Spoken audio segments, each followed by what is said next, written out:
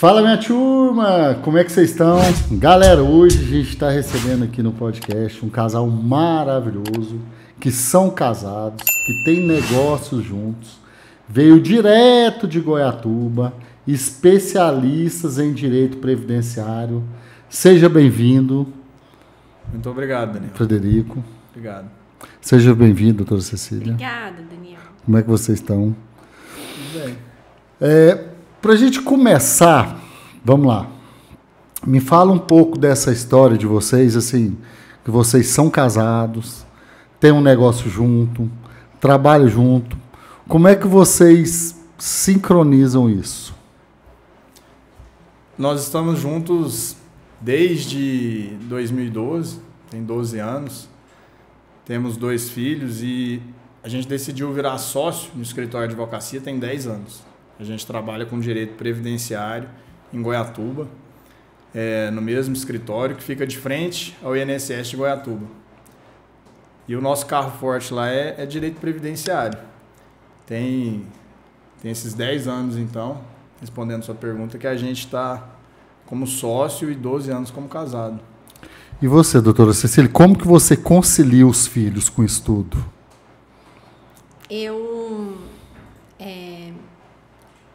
Eu posso dizer assim, que o fato da gente trabalhar junto e ter ele do meu lado como um apoio muito forte dentro do escritório, me sobra um tempo para também dedicar muito aos meus filhos. Então, essa parceria, ela me dá uma liberdade de também ser mãe e dona de casa e ter sempre ele lá no escritório para me cobrir, para poder fazer, às vezes, alguma coisa que, às vezes, eu teria que estar lá dentro, mas ele pode fazer para mim, enquanto eu posso estar em casa com os filhos. Então, é uma ajuda muito grande. É bem mútuo mesmo essa parceria. Na verdade, então, ele honra, né? Tipo assim, o papel do marido e do pai, né? Porque ele pega mais a carga para ele, para te deixar mais livre, para você ser mãe, para você cuidar dos meninos. Isso. E ele honra a participação dele de homem no papel, né? Dentro do escritório. Ah, maravilha. Isso mesmo. E por que vocês escolheram o direito previdenciário? Bom, quando eu conheci o Frederico, ele já trabalhava nessa área. Então, quando a gente resolveu montar o escritório junto, a gente já veio com o que ele fazia. E como eu tinha acabado de formar, passado na UAB, eu simplesmente acompanhei o que ele já trabalhava, na área que ele já trabalhava. E assim a gente seguiu, até hoje. Uhum. E você? Eu, em meados de 2006, eu formei, aí eu fui chamado por um amigo, formei em Goiânia, fui chamado por um amigo para ir trabalhar no escritório do pai dele em Goiatuba, que era na área civil.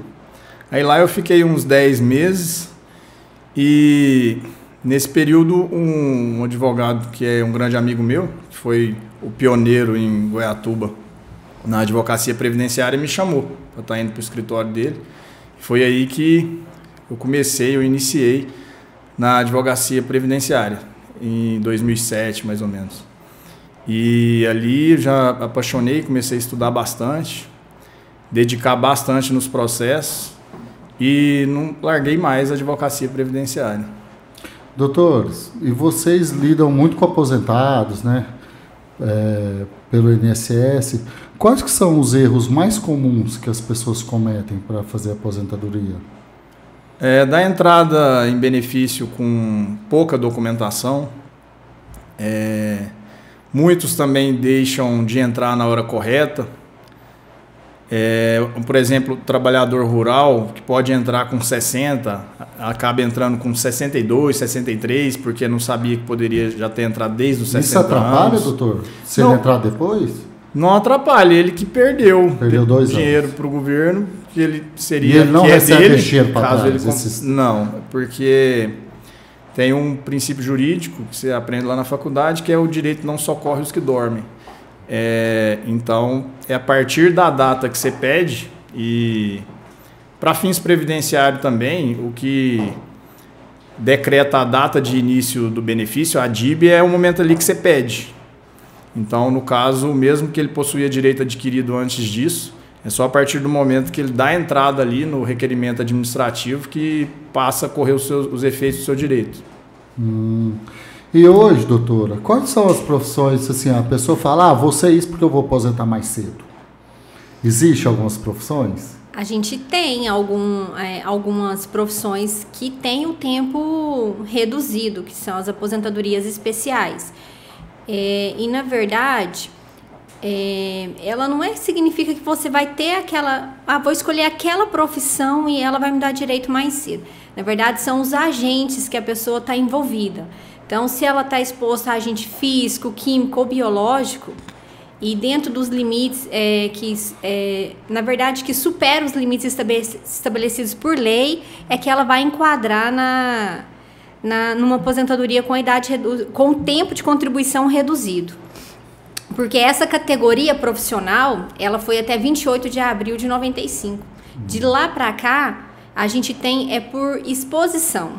Então, se você tem uma profissão que é exposto a agente físico, químico ou biológico, aí sim terá direito a uma aposentadoria especial. E a diferença de uma, entre aspas, um contexto, a profissão normal hoje tem que ser quantos anos de contribuição para você aposentar? Então, hoje com as regras novas, né, que foram implantadas com a emenda constitucional em 2019, hoje o homem é 65 anos de contribuição, 65 anos de idade e a mulher 62. A mulher tem que ter no mínimo 15 anos de contribuição e o homem tem que ter 15 se ele já começou a recolher antes da reforma e 20 após a reforma. Hoje são essas regras que a gente tem vigente. No entanto, a gente tem algumas regras de transição. Mas ao longo do tempo, essas regras de transição, elas vão sumir, vão ficar só essas agora que a gente tem, vigente com a reforma. E se ele chegar, doutor, por exemplo, na idade e não tiver o tempo de contribuição, o que acontece? Tem que esperar. Tem que esperar até atingir. Não pode pagar tudo de uma vez, não? Essa questão de pagar retroativo, ela é bem pessoal. Eu costumo dizer assim, por quê? Não é qualquer pessoa que pode pagar retroativo, não é qualquer tempo que pode ser pago retroativo, porque ele não vai valer depois futuramente, porque a gente tem uma diferença de contribuição com carência. Então, às vezes a pessoa tem a contribuição, mas não tem a carência exigida por lei, e aí não compensa pagar retroativo, que não vai servir como tempo. Que, por exemplo, eu sou, no caso que eu sou MEI, né? Eu faço aquela contribuição mensal. Aí, por exemplo, se eu atingir os 65 anos e tiver faltando, por exemplo, só uns 2 anos para inteirar os 15 anos de contribuição. Aí, se eu quiser pagar esses 2 anos, pode ou não? De uma vez, por exemplo? Não. Aí, então eu tenho que viver mais 2 anos obrigatoriamente. Na maioria das vezes vai ser assim, porque para você pagar retroativo depende de qual tempo você quer indenizar e que tipo de atividade você exercia na época e se também você já cumpriu o requisito de carência mínimo. Se não, vai ter que contribuir mais esses 2 anos para frente e uma prestação por mês.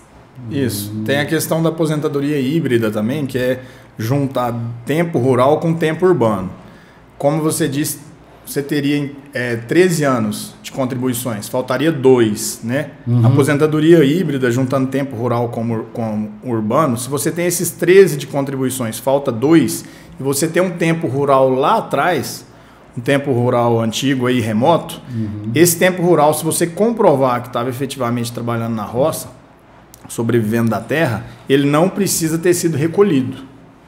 Você pode entrar com a aposentadoria híbrida, para somar esses 13 anos com mais 2 de roça. Mas tem que provar que trabalhou na roça. Tem, com documentação, que a lei fala em início de prova material, corroborada por prova testemunhal.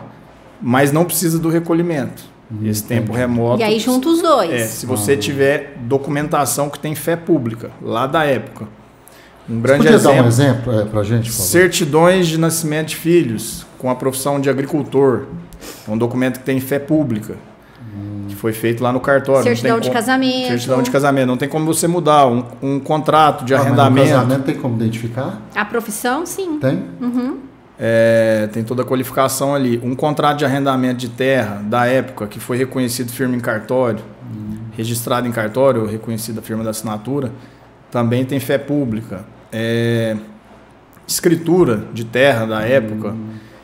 Tem gente que tem reservista daquela época, e já vi muito escrito lavrador, tem um título eleitoral antigo, que alguns senhores possuem, tem muito documento antigo que pode servir como início de prova material. Tem uma carteirinha também, que antigamente o INSS, né, era reconhecido como INAMPS.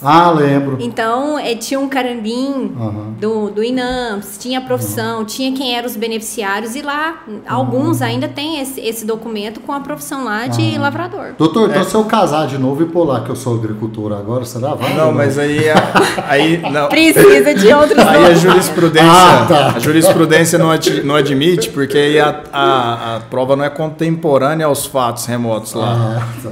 Agora, tem muita gente que utiliza, que a gente já utilizou em processos, e é comum, a pessoa que trabalhava dos 12 aos 16, 18 anos com os pais na roça. E aí os juízes aceitam, às vezes a pessoa não tem prova, aceita certidão de óbito do pai, do genitor, certidão de casamento dos pais, a própria certidão de nascimento da pessoa, falando que nasceu na roça, tem localização de nascimento, e também a profissão do pai. Nesses casos, quando você vai, esse tempo como é muito antigo, mas logicamente a testemunha tem que provar. E é fácil provar, doutor? Se for a verdade, que o juiz vai instruir ali as testemunhas, vai perguntar para elas, batendo tudo direitinho, mencionando o local de trabalho, qual era a roça, tamanho de propriedade, qual a atividade exercida, quem morava lá. Tem juiz que pergunta até a cor da casa, pergunta para a pessoa como que... É uma investigação mesmo. Né? Vai ganhar só realmente quem realmente trabalhou lá. Quem tem essa documentação não tem dificuldade. Tá. Assim, só antes da gente pular para o próximo assunto, e hoje esse processo demora mais ou menos quanto tempo? Por exemplo, eu contratei vocês para vocês entrarem com a minha aposentadoria. Daqui quanto tempo que o governo vai estar depositando o dinheiro para mim? Isso é uma pergunta bem relativa, porque o primeiro passo é fazer o processo administrativo. Tem vários tipos de benefícios. E o processo administrativo assim, só para a gente ter uma base mesmo, uma então, média. O processo administrativo, em regra, diante de umas parcerias que foram feitas... Parceria não, na verdade foi um acordo que foi feito em 2021 da Procuradoria com o STF, teria uns prazos específicos para ser analisados os benefícios. Só que isso nunca foi respeitado. Então, às vezes, o que a gente tem mais dificuldade é o prazo que o processo demora para ser analisado no administrativo. Porque enquanto ele não é analisado no administrativo, você não pode entrar judicial.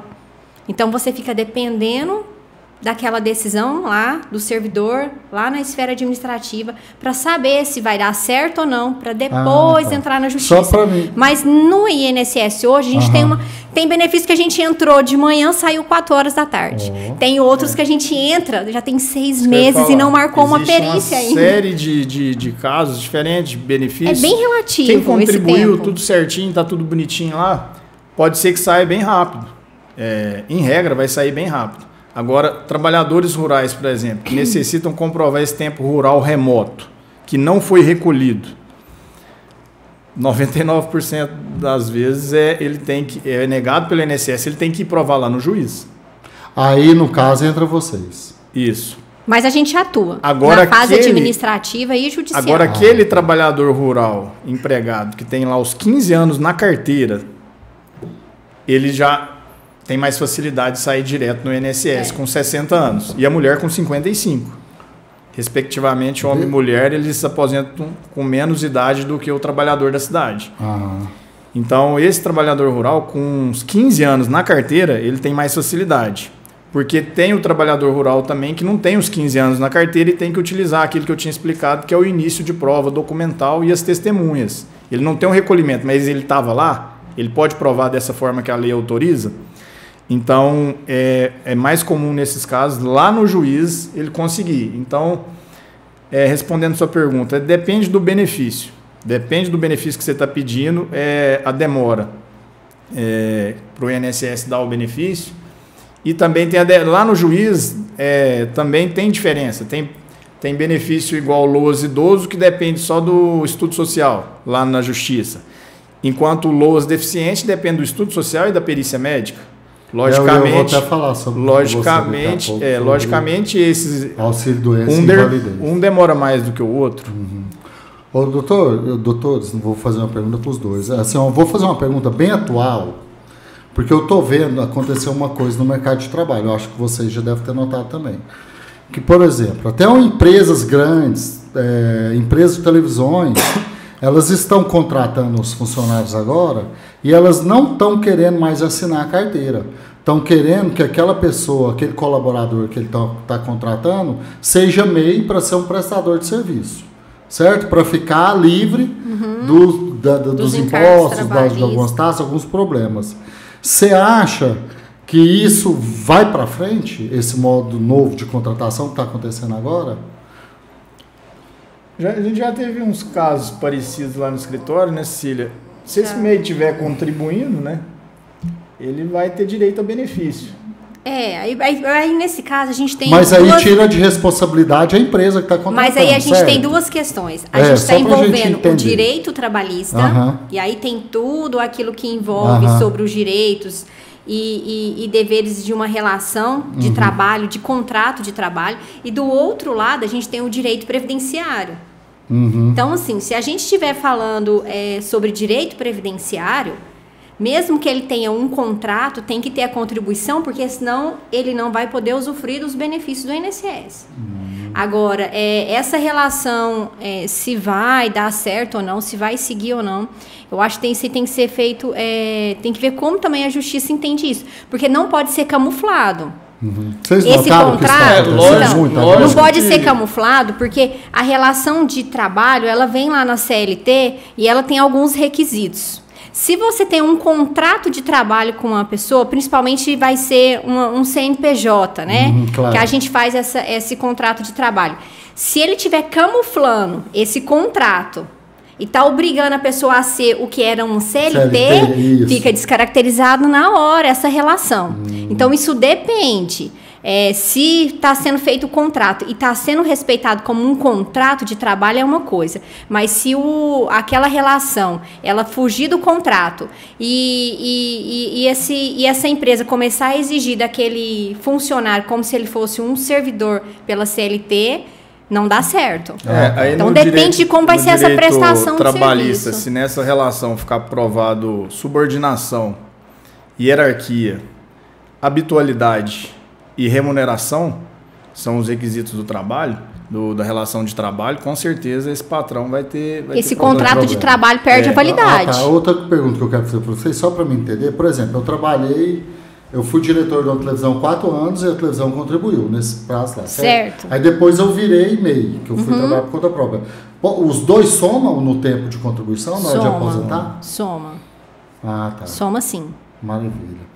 E hoje, doutores, assim, está tendo muito... O que vocês estão achando das regras hoje de invalidez?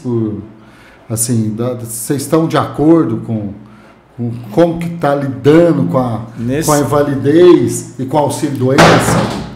Hoje, o que caiu? Meu celular que caiu. Pode pegar. Pega aí. Olha, nesse caso, vamos lá. A Cecília é uma boa para falar, porque teve uma mudança importante aí na reforma da Previdência. Começa de novo, nesse caso. Nesse caso, a Cecília vai ser muito boa para falar, porque teve uma mudança importante na reforma da Previdência aí, que ficou prejudicado quem aposenta por invalidez. Quem recebe auxílio-doença está recebendo mais do que quem é aposentado por invalidez. A regra de cálculo. Na verdade, o que mudou foi a regra de cálculo. A Cecília, que lá no escritório faz as revisões, ela está mexendo bastante com isso. Hoje, quem recebe auxílio-doença, o benefício, o valor do benefício vai ser maior do que quem está recebendo uma aposentadoria por invalidez. Aí você pensa, isso não... Então é melhor falar que tá doente, isso, é melhor você querer ficar só um período doente do que estar recebendo aposentadoria por invalidez em relação ao financeiro. A diferença é muito grande, doutor? Sim, dependendo do tempo de contribuição, porque é uma regra que ela parte de 60%. A aposentadoria hoje por invalidez, ela parte de uma regra de 60% o corte. E aí vai aumentando de acordo com o tempo de contribuição, enquanto que o auxílio-doença é 91%. Então é uma diferença grande. E a questão das perícias, como que funciona? Em relação às perícias, antigamente a gente entrava com um pedido de benefício. para uma perícia? Vocês dão instrução? A pessoa tem que chegar lá mancando, aí foi aprovado, vai embora bom? Não, a gente acontece? não pode instruir como que vai ser dentro de uma perícia. O que a gente orienta é a pessoa levar os laudos atualizados, os exames atualizados, porque o que eu vejo muito é a pessoa ter um exame lá de 2021, 2022, eu falo, eu quero fazer minha perícia amanhã, vou levar. Não dá certo. Falar a Você verdade. tem que 3 meses, isso, tem que levar os documentos pessoais, porque Falar a chegar verdade, lá não não vai simular, ser identificado. Mas uma coisa que tem acontecido agora, depois do INSS estar ficando cada vez mais digital também, é que hoje você já entra com um pedido de auxílio-doença, ou benefício por incapacidade, na verdade, né, que depois da reforma ele mudou a nomenclatura, e você já entra apresentando os exames e as receitas, e o INSS daqui a pouco que vai te comunicar se ele aceitou ou não, se te passou ou não. Alguns casos... A pessoa pode entrar quantas vezes? Por benefício, na via administrativa, ela pode entrar quantas vezes quiser, tendo direito ou não. Tipo o assim, INSS não pode... não pode... Que eu tô doente. Não, se você acabou de ter negado uma, você pode entrar novamente, que mesmo se você for lá para a justiça, não vai dar coisa julgada material, porque tem outro princípio jurídico previdenciário que fala que em matéria previdenciária opera-se segundo um evento litis. Segundo aquela lide. Você tinha entrado com o anterior, lá no juiz foi negado. Aí fez coisa material, principalmente nesses de doença. Fez coisa julgada material em relação àquela demanda. Aí você contribuiu mais um pouco. Já é um fato novo. Sua doença agravou um pouco, já é um fato novo. Então, em matéria previdenciária, opera-se segundo um evento litis. A coisa julgada. A coisa julgada foi segundo aquela lide lá. Agora você está com outra, não tem coisa julgada. Você pode entrar novamente, com certeza. E lembrando que você estava falando da questão da perícia, a gente dá as dicas para a pessoa ir para a perícia dentro da legalidade.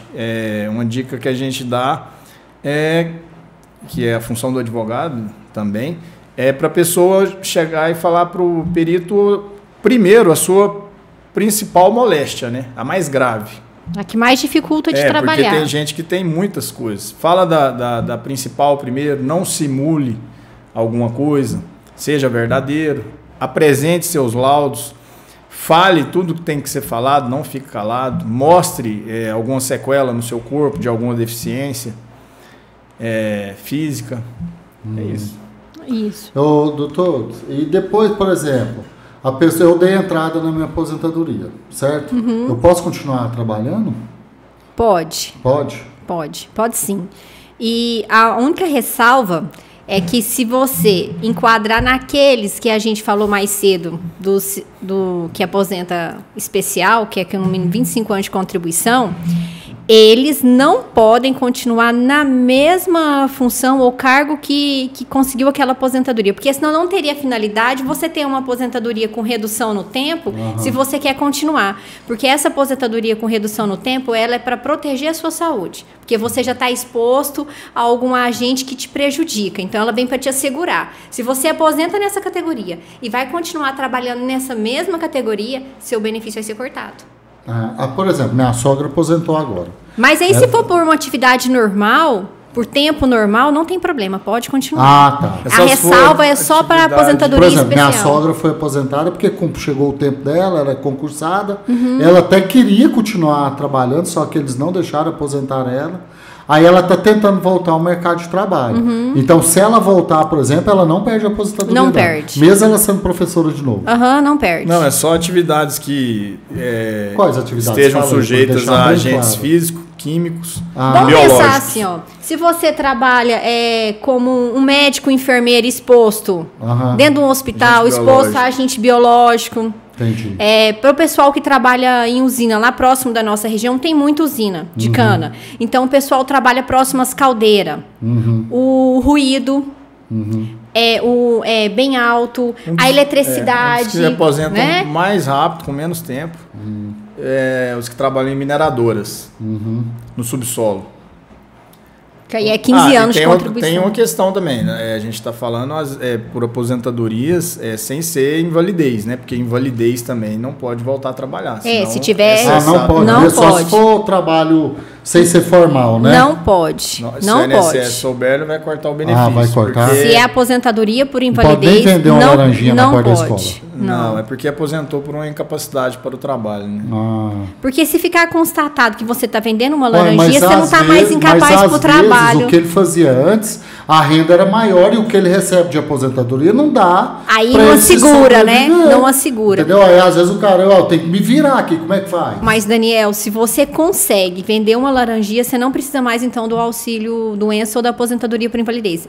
Tá na lei Mas a laranjinha não vai dar renda para você sobreviver. Daniel, se você tá incapaz total e permanente pro trabalho, você não pode exercer não pode ter outro exercício. A letra fria da lei. Entendi. É cessado o benefício. Já aconteceu isso com alguém que vocês conhecem? Não, mas Vocês já ficaram sabendo de algum caso? Há poucos anos atrás que o INSS veio com pente mas fino. Só para me concluir minha pergunta, só se alguém dá, né? Porque o coitado tá lá trabalhando lá, né? Para complementar. Nesses casos, você pensa assim, recebe um salário mínimo de aposentadoria. Você pensa o seguinte: o INSS não tem servidor para analisar benefício. Quem dera ficar fiscalizando quem está de benefício. Então, eu já vi casos, sim, de denúncia. De denúncia. Uma vez eu também estava participando de uma aula com um professor que era uma aula até de revisão, mas o professor, ele é de dentro, servidor do INSS, ele falou assim, não, os que chegam lá é porque é denúncia. A gente não dá conta de ir atrás desse pessoal. Né? Coitado do povo também, né? Tipo assim, já tá, né, com... Às vezes, igual eu expliquei, às vezes já tá ali com problema, né? Aí recebe, às vezes, a aposentadoria por invalidez quantos salários? Aí, em média, depende mais ou do menos. que a pessoa contribuía. Entendi. Porque é feita uma média sobre o tempo de contribuição. Mas o máximo é quanto? Hoje é o teto do INSS. O teto é quanto? Tá 7 mil e acho pois que 85. 7 mil reais. Você vê, não dá para viver 800. hoje. Quase não dá para viver com 7 mil reais. Vamos assim. Aí vamos supor, a pessoa tem lá 10 filhos. Aí precisa falar, não, gente, eu preciso dar mais uma rendinha aqui. Isso se ele recebesse o teto, né? De 7 mil reais, né? Mas, bom, lá na na maioria, eu acho na que não nossa deve cidade ser, né? são poucos as pessoas que recebem esse valor. A maioria, então, dos nossos benefícios fica na média de 1 a 3 salários. Olha aí, você vê. Isso, mas é a nossa região, a nossa cidade é assim. O que vocês... A gente atua em muitas regiões aí, mas a média do Brasil é essa. Isso sim. A média do Brasil é essa, não nossa... tem como vocês... Eu acho que a gente pode até falar que é a média brasileira mesmo. E o que vocês esperam da aposentadoria no futuro, da nova geração? O que vocês aguardam? Eu acho que a reforma já prejudicou em alguns pontos, a de 2019. E eu acho que ainda vão vir regras mais severas futuramente. Quais são as principais mudanças? Porque vocês falam assim, eu já ouvi falar assim, cara, quem aposentou, aposentou. Quem não aposentou, não aposenta mais. Não, de jeito nenhum. É claro, ainda tem as regras aí. Me fala um pouco dessas regras. Essa da invalidez. A da pensão por morte também, né, Cecília? Que mudou a regra de cálculo. Mudou a regra de cálculo. Se Agora a mulher já tem se a viúva já tem uma aposentadoria e fica viúva, vai pedir a pensão do marido, ela não vai ter 100% do benefício ali. Não. Teve muita coisa. A aposentadoria por tempo de contribuição não tem mais. O que tem são os pedágios, também. Mas ela vai acabar com o tempo. Então, hoje a gente não tem mais... Vai ser só por idade? Na verdade, ela não recebeu esse nome por idade. A nomenclatura dela é aposentadoria compulsória. Mulher com 62, homem com 65, isso porque era para ter sido 67, mas aí então, acabou não passando. A vida inteira, desde os 14 anos, morreu com 50, não Mas aí, se a gente estiver falando de uma pessoa que já tem um histórico de contribuição ao longo da vida... Isso mesmo no futuro, ela tem que enquadrar nessas regras só que ainda está de transição, mas não atingiu nenhuma, ela cai na regra geral, que é essa que eu acabei de te falar. Que é essa compulsória. Que teve na Previdência. Me viver pelo menos uns 70 anos. Você já tem muito, Daniel. Você já tem muito antes de contribuição. Tem não. Pior que não. Uma mudança importante que teve também foi quanto a idade para a pessoa receber pensão por morte. Eu que tenho muito tempo de advocacia previdenciária, eu sou da época que uma mulher de 18 anos era casada, o marido faleceu, trabalhava numa usina, por exemplo, que é comum lá na nossa região. Antes, essa viúva de 18 anos ia pegar a pensão até o dia que ela falecesse. Essa mudança, eu sou sincero que eu concordei com ela. Hoje em dia, para você pegar a pensão vitalícia, tem que ter mais de 45 anos de idade. Aí tem uma tabela que vai subindo. A de 18 anos de idade, ela vai pegar poucos meses hoje em dia. E vai subindo. Com 30 anos ela vai pegar tanto tempo, com 40 anos, salvo engano, 20 anos. Só com 45 que será vitalícia. Então eu vou te apertar aqui agora. O que vocês acham, então, daquelas filhas dos generais e dos coronéis que aposentava e a esposa pegava e a aposentadoria passava para um filho, do filho para o neto, do neto para o bisneto? Não, essa aí isso aí acabou? Essa eu nunca concordei. Ela ainda existe, mas parece que tem projeto de lei para encerrar e isso aí. Altíssimo, né? Agora isso aí já teve notícia de gente que teve problema, mulher que depois ficou sabendo que era casada e teve que responder processo, né? Porque isso, na verdade, foi uma fraude contra o INSS. Ela era casada, não falou que era e recebia a pensão do pai porque falava que era filha solteira, né? Eu acho um absurdo, porque a pessoa... eu escutei esse caso. A regra no INSS é filho receber até os 21 e de todos nós, a regra geral é filho receber até os 21, maior de 21, só se provar que era inválido na data do óbito do genitor ou da genitora.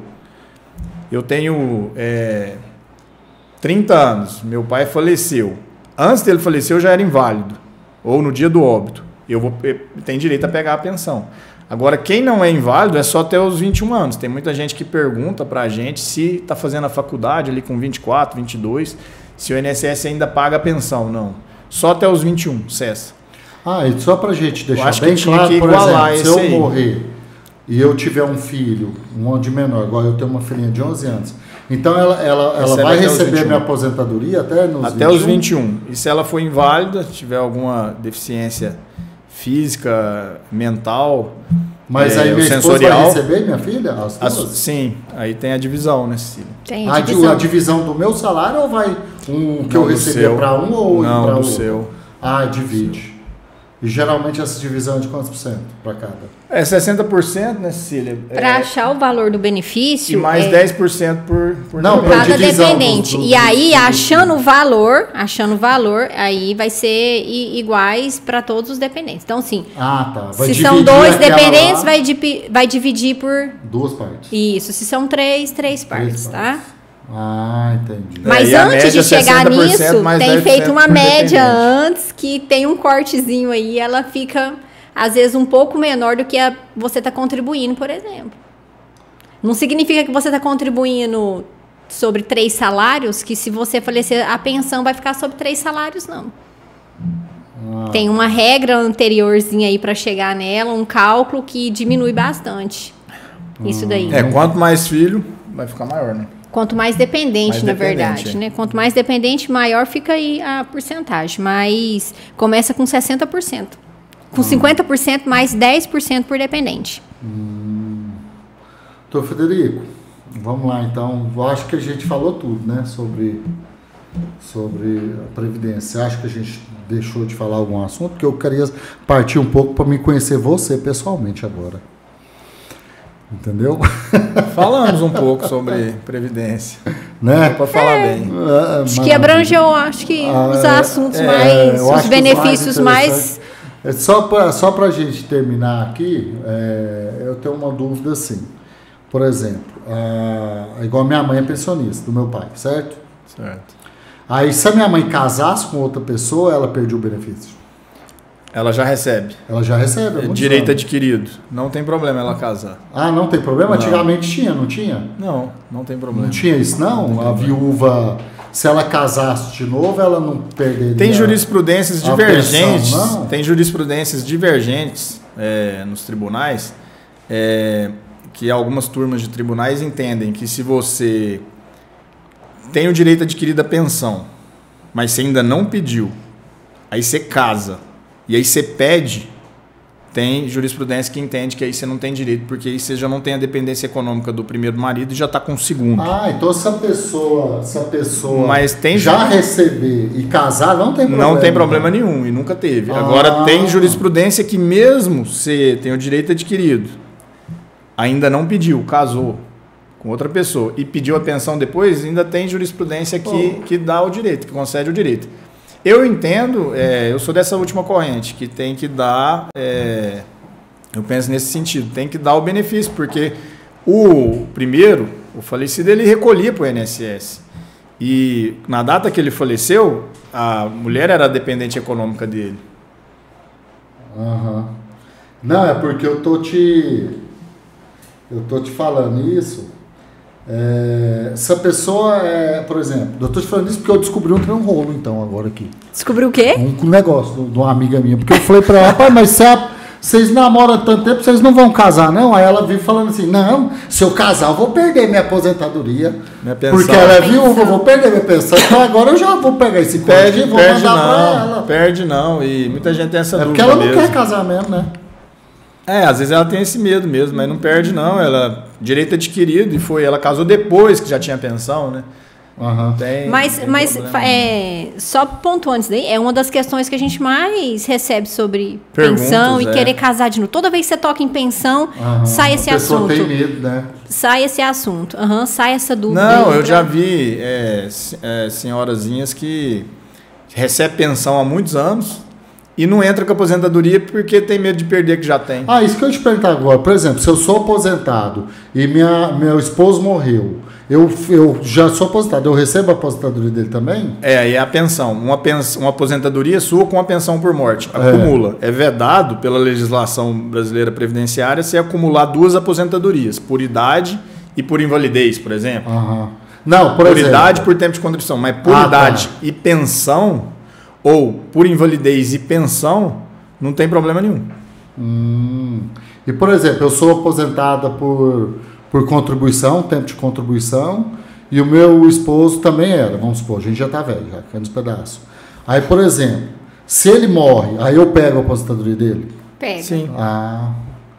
Outro que não acumula hoje em dia é auxílio acidente com aposentadoria por invalidez. Mas tem uma lei da década de 70, salvo engano, não sei se ela é de 73 ou 1973 ou 1977. Essa lei que deixou de ser possível se acumular auxílio acidente com aposentadoria por invalidez. É uma lei da década de 70. Mas antes dessa lei, poderia acumular auxílio acidente com aposentadoria por invalidez.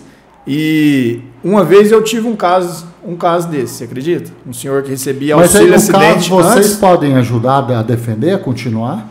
Igual você está falando que teve um caso? Conta aí pra gente. Sim, eu tive um caso que ele já recebia auxílio acidente e eu entrei com aposentadoria por invalidez e eu consegui comprovar para o juiz, através da lei da jurisprudência, que ele poderia acumular auxílio acidente com aposentadoria por invalidez, porque o auxílio acidente dele era antes de 1973 ou 77. Nessa época podia acumular, depois que mudou e não foi mais possível. Hoje não pode. Hoje em dia você recebe um auxílio, porque existe muito auxílio acidente. A pessoa, um exemplo clássico, a pessoa é vaqueiro, perde 2 dedos, como é que vai tirar leite? Esse auxílio é pro resto da vida? Só que é metade do salário que ele recebia. É metade do benefício só. Mas você pode exercer outra função. Aí ele pode trabalhar. Pode recolher e depois aposentar. Por invalidez, por exemplo. Aí ele cessa. Não, aí corta. Aí ele cessa com a aposentadoria. Tá. Igual um vaqueiro. Porque a aposentadoria é maior, né? Um vaqueiro pode trabalhar. Não pode ser acumulado. Um vaqueiro pode trabalhar de porteiro. Não pode. Perdeu 2 dedos, pode exercer outra função mais leve. Não é igual a que ele tinha. Benefício interessante, auxílio acidente. Previsto no artigo 86 da Lei de Benefícios, aquele que, em razão de qualquer acidente ou causa, teve diminuída a capacidade para o trabalho que habitualmente exercia. É interessante, né? Esse assunto de vocês. E eu fiquei sabendo que você já foi jogador de futebol. Até que você tem um porte físico, né? De jogador de futebol, né? Não, Como você concilia essas duas coisas aí? Se você perguntar para sua mulher, ou eu a bola, o que você acha que ela vai responder? É um tipo de pergunta que eu não faço para ele, porque eu tenho medo da resposta. A minha irmã respondeu. Eu jogo na seleção, tem 14 anos na seleção da OAB de Goiás de futebol. Maravilha. E um pessoal lá que eu gosto bastante. E a gente já jogou Mundial na Hungria, já joguei Campeonato Brasileiro em vários estados do Brasil. A nossa seleção é ex-campeã brasileira de futebol, seleção da OAB de Goiás. Hoje em dia a gente já não está naquela categoria dos mais novos, né? A gente está no Master, na categoria Master. Uhum. Aí você me perguntou se eu dou conta de conciliar. Não, eu sei, agora que eu tô com, te ajuda a aliviar o estresse desse futebol. Agora que eu tô com 40 anos e a gente ainda disputa no campo grande, joga em estádios por aí, tem que treinar bastante da minha idade para ainda estar conseguindo jogar. Aí, respondendo a sua pergunta, é difícil conciliar, no meu ponto de vista, apenas nesse ponto. Que tem durante a semana, muito estresse no escritório, eu tenho que ir dar uma treinada. Aí você não quis, na sua época lá, jovem, quando você começou a jogar futebol, seguir uma carreira profissional de futebol, não? Olha, acho que eu tinha uns 15 anos, eu fui para Campinas, São Paulo, joguei na Ponte Preta. Aí não deu muito certo lá, acabei indo sozinho, morava no alojamento, atacante, centroavante. Aí não deu certo lá, ficava sozinho e voltei para Goiás, morar em Goiânia com a minha mãe. Eu joguei no juvenil, não lembro agora se era juvenil ou junior, joguei treinei no Atlético Goianiense, joguei no Abadia, no Goiatuba. Você ganhou dinheiro do futebol? Oi? Você ganhou dinheiro do futebol? Não, muito Só pouco. Cirurgia? Muito pouco. Deve ter o quê? Quantas? Cirurgia eu tenho 2 no joelho direito, uma no joelho esquerdo e um tendão de Aquiles esquerdo. A perna direita eu nem chuto muito com ela mais, porque ela é arrebentada. Chutando mais com a esquerda. A sorte é que eu chuto com as duas, né? Doutor, e onde você conheceu essa sua esposa? Nossa, agora eu quero ver se lembra. Cecília, a gente se conheceu, por incrível que pareça, estudando. A gente estava num curso de oratória, né, Cecília? Foi mesmo. Eu já era advogado e ela, acho que ela estudava direito. Eu ainda estudava. Fazia estágio no Aí você olhou, fez aquele raizinho assim, mulher da minha vida. Foi assim? Não, acho que não foi muito bem isso, não.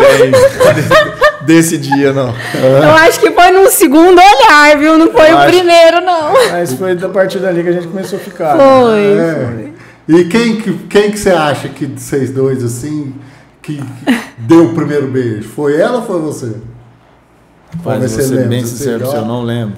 Você lembra, Cecília? A mulher lembra? Não, foi ele. Foi ele. Foi ele? Foi. Uhum. Que maravilha. Não, tô te fazendo essa pergunta. Eu ainda era muito quietinha. Eu era muito na minha, assim, ele que chegou mesmo. A Cecília, nessa época, acho que ela era estagiária do Ministério Público, trabalhava no escritório de advocacia e estudava à noite. Cecília mulher batalhadora, hein? Você casou. Desde o início eu vi que ela era mulher de família mesmo. Olha! Pra casar. Não, mas, Cecília, mas é muito bom escutar isso, porque hoje eu tenho amigos meus solteiros, bem-sucedidos, que não conseguem arrumar nem namorada. Porque eles falam que as mulheres hoje não querem saber de compromisso sério. E hoje tá dos dois lados, né, também. Dos dois lados. E também, mas você sabia que como eu trabalho um pouco nessa área assim, de casamento, essas coisas, você acredita que eu tô tendo, que os homens estão tendo mais dificuldade? Você acredita uma coisa dessa? Acho que as mulheres cansaram de ficar só esperando. Não, sabe o que está acontecendo? Vou te falar agora que vocês vão concordar comigo. Porque uma mulher hoje, igual eu fotografo muita pessoa empoderada, mulher bem bonita, inteligente, já com a vida feita, ela fala que não consegue arrumar namorado. Porque uma mulher empoderada, uma mulher, né, os homens têm receio de chegar nela. Tem medo, eu já vi isso. Tem medo. Entendeu? Tem medo de chegar nela. Então, eu acho que é isso que está acontecendo assim. Entendeu? Que o homem, às vezes, assim, eu estou partindo um pouco para esse lado pessoal.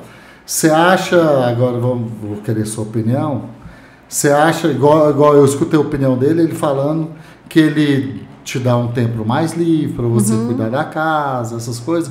Agora, doutor Frederico, eu quero escutar da sua boca. Você acha que as mulheres hoje não estão arrumando namorados e maridos porque ela está querendo ficar no lugar do homem? Não, eu não acho que Pensou seja isso. muito.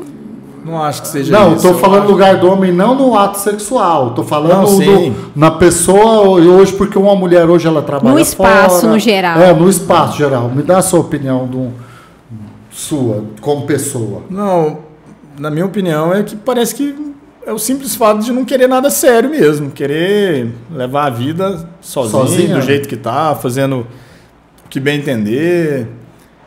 Então, mas e você, sua opinião? Deixa eu escutar uma opinião feminina. Eu acho que não. Eu acho que é porque a mulher, ela ocupou mais o espaço dela, ela se sente mais importante do que os outros. E para isso, ela não fica precisando mais depender de homem para ser o chefe da casa, o cabeça da casa. Ela mesma já é dona dela, cabeça dela e bola para frente. Maravilha. Doutor, Eu acho que tá meio assim, o povo tá olhando assim, achando que tá meio descartável, não tão, como que eu posso dizer? Mas hoje, doutor, pelo que eu tô vendo também, muitos casais estão casando hoje, não estão querendo nem ter filho mais. Então, às vezes estão optando assim, nem por ter filhos mais, entendeu? Isso é verdade. Então, assim, por isso que eu tô te falando. Que é um problema para a Previdência. E é um problema. Eu quero chegar lá. É um problema futuro para a Previdência. Eu tô aqui para mim chegar lá. Por isso que as regras vão, eu acho que vão. Então, você acha que essas regras mudaram por causa desse tipo de comportamento? É porque eu tô rodeando aqui pra e pior gente, que sim. Esse contexto pra gente chegar lá. É lógico que envolve vários fatores. Mas hoje, para a Previdência, o cenário é mais ou menos assim. Tem pouca gente trabalhando e muita de benefício. Enquanto teria que ser o contrário, porque quem sustenta os que estão de benefício é quem está na ativa. Então tem que ter mais gente trabalhando para sustentar quem está de benefício. Porque a contribuição. Acha que é um déficit?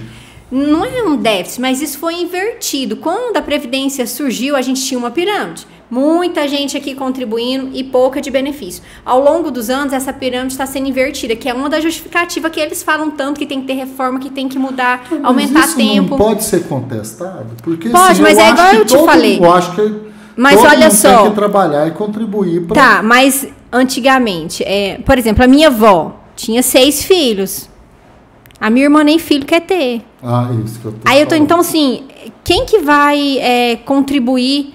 Vamos supor, eu tenho os meus filhos, eu tenho 2. A minha avó tinha 6, então minha avó tinha 4 a mais contribuindo para a Previdência num certo ponto da vida, enquanto eu só tenho 2. Aí isso é o que... É lógico que tem vários fatores, envolve questão social, política, são várias coisas, mas a gente pensa assim, que essa opção hoje de ter menos filhos, em consequência disso, são menos pessoas no mercado de trabalho para sustentar. Aí é lógico que depois de um tempo isso vai mudar também. Por quê? Porque já que foi poucas pessoas... Agora menos pessoas vão aposentar, então nós estamos vivendo nessa fase. Que aí vão ser mais aposentados ou pensionistas, né, mais beneficiários e poucas pessoas contribuindo. Essa questão não é uma questão que eu aprofundei para estudar, teria que aprofundar para estudar, mas a gente sabe, não sei se ainda, mas que fonte de custeio da Previdência vinha dinheiro até da loteria, que lá na lei está destinado que... Agora não vem mais não? Eu acredito que ainda vem. Isso é uma coisa que eu sabia, mas eu não... tem outros lugares do governo que destina dinheiro, não é só dos recolhimentos, a fonte de custeio não é só do recolhimento dos contribuintes. Mas isso é uma coisa que sempre está o governo falando mal, que está em déficit, e eu já vi estudiosos, já vi professores que a gente teve aula, que eu já fiz pós-graduação em Direito Previdenciário 2 vezes, já vi professores falando que não tem déficit nenhum. Então eu acredito que não também. Então é sempre o governo falando uma coisa, que ele tem que levar para o lado dele, mas eu já vi estudiosos falando outra. Mas a gente, assim, nesse ponto, que não envolve ações previdenciárias, não envolve nossa advocacia, eu nunca parei para estar estudando, mas eu acredito que não tem déficit nenhum, não. É só o governo querendo reduzir gastos mesmo. Vocês acham que por exemplo, não tem como a pessoa... Você acha que não tem como a pessoa parar de contribuir, né? Um dia. Olha, assim, Daniel, no mercado geral. Vamos supor que o pessoal hoje, é igual eu tô te falando, vai virando MEI, vai virando, eles estão burlando o mercado de trabalho. Aí o pessoal aí se diminuir a contribuição, mesmo que eu acredito que não acredito, eu acredito na tese do seu professor, porque eu falo o seguinte, por exemplo, meu filho mesmo, eu tiro o exemplo da minha casa. Ele quer trabalhar desde os 15 anos, porque ele quer ganhar o dinheiro dele, ele quer... Você está entendendo isso que eu estou te falando? Então, tipo assim, e ele é doido para ter uma profissão, para trabalhar, eu acho que todo mundo quer trabalhar, então esse pessoal todos são contribuintes, né? E, por exemplo, quero chegar lá, se ele só for mais uma segurado pergunta. obrigatório... Por exemplo, na minha época, meu pai aposentou com 52 anos, vamos supor, 50 anos. Hoje é impossível uma pessoa aposentar com 50 anos, dessa nova lei, né? Então, eu acho que vai aumentar a contribuição. Vocês concordam comigo ou não? o tempo, né? Vai aumentar o tempo de contribuição. É por isso que teve a reforma. Para aí você fica mais tempo contribuindo. Já aumentou. Já aumentou. Você fica... Porque, igual você falou, o seu pai com 50, hoje a gente não tem. Assim, eu tenho 50, gente, eu tô longe de aposentar. Lá na média... A minha sogra aposentou o quê? Com 45? Lá na média, pra você aposentar, outra mudança, lá na média, pra você aposentar com 100%, por que o povo, quando teve a reforma da Previdência no final de 2019, falou, eu vou ter que trabalhar o resto da vida e tal? Porque na média agora, você pega a sua média, você tem tanto com 20 anos de contribuição. Você tem 80%, né? Com 20 anos de contribuição. Cada ano que passa, você multiplica por 2. Aliás, 2%. Por 2%. Na verdade, você tem 60%. Se você tem 20 anos de contribuição, faz a média, você tem 60% só. Só 60%. Aí cada ano acima dos 20 para homem e dos multiplica 15 para por mulher. 2. Aí mais 20 anos dá 40. Aí mais 40%. Então você tem que trabalhar 40 anos hoje em dia, recolhendo, para ter os 100%. Então eu tinha que ter começado a trabalhar se eu quisesse aposentar hoje, que na idade que eu tô com 10 anos de idade. Mas isso já a recolher. Mas tem que ter... Mas por aí... exemplo, eu tive uma pergunta, homem tem dúvida que ter aqui. Eu acho que todo mundo tem essa dúvida. Por exemplo, eu tenho minha filha, né, de 11 anos. Eu já posso começar a pagar para ela?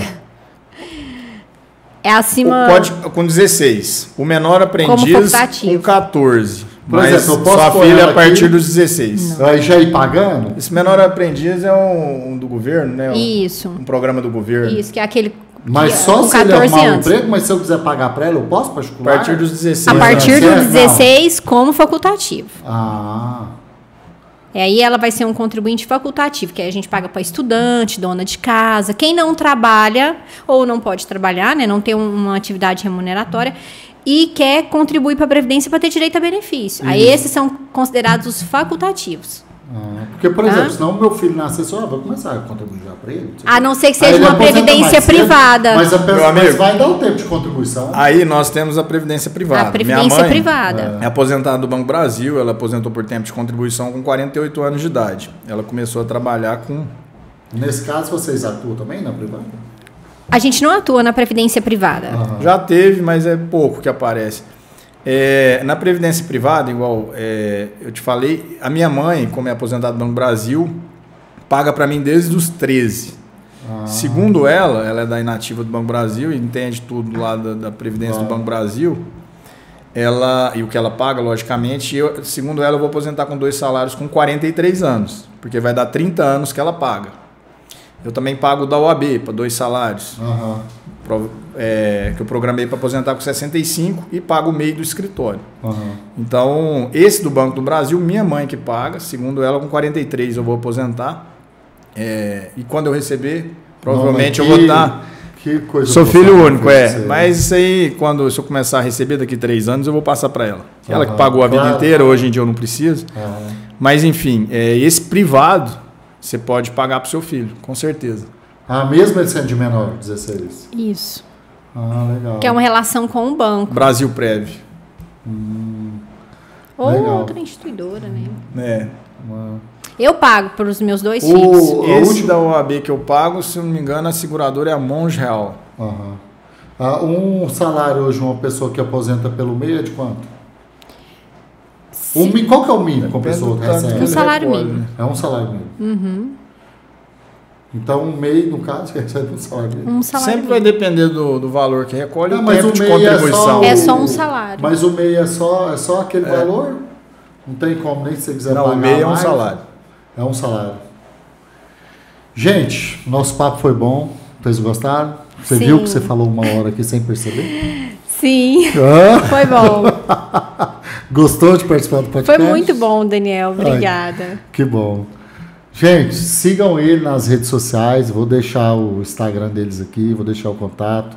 Qualquer dúvida que vocês tiverem, manda para eles respondem, eu tenho certeza. Vai ser O um Dr. prazer. Federico mais o Dr. Cecília, eles são bem ativos no celular, no Instagram, então pode mandar dúvida lá, né, doutor? E às vezes você vê o número de dúvidas lá e grava um vídeo falando sobre aquilo, né, para responder Sim. a turma, né? Isso mesmo. Eu acho que é bem interessante, assim. Sim, não, nosso escritório tem equipe lá, chamou no Zap, tá pronto lá para responder imediatamente. E queria te agradecer pela oportunidade e falar que foi um prazer, porque a gente ama o que faz. E o desejo o que eu peço a Deus é só continuar com a Cecília e continuar atuando na Previdência, ajudando as pessoas. E porque eu gosto muito de direito previdenciário e o que eu peço a Deus, porque muda muito, né? A gente não sabe nem se vai estar vingando ainda a advocacia previdenciária daqui 10 anos. Aí o pedido que eu faço a Deus é que eu ainda esteja advogando daqui 10 anos, por exemplo. Mas eu acho que não tem como acabar, não. Assim, no Brasil. O pessoal não deixa de ficar idoso, de ficar doente, de ficar viúvo, né? Que são os seguros abrangidos aí pela contribuição do INSS. E você trouxe essas suas considerações finais? Foi muito bom, Daniel. Pelo que, assim, além do que eu esperava, foi um bate-papo bem bacana. Obrigada. Que maravilha, sejam bem-vindos sempre. Obrigado. Tá? Sempre que vocês quiserem vir, a gente vai estar fazendo esse bate-papo aqui, tá bom? Ok. Obrigado. Tá, obrigado a Obrigada. vocês. Até mais.